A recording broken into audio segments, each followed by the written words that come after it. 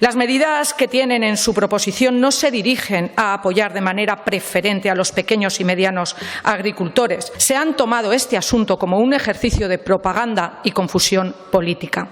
Han difundido un mensaje simplista con un altavoz muy potente para buscar un espacio político en el medio rural, para intentar concitar el seguimiento de los agricultores, pero en su reforma no hay objetivos, no hay criterios, no hay medidas dirigidas a los pequeños y medianos agricultores. Hay solamente llamamiento para lograr seguidores. Hay manipulación, hay propaganda cargada de intención y dirigida a personas que están muy preocupadas porque tienen razones para ello, como son los agricultores. A nosotros, en esta ley que pretenden modificar, nos parece especialmente necesaria la protección de los pequeños y medianos agricultores, pero todavía exige un mayor esfuerzo de la Administración autonómica, la modernización de la agricultura social y familiar.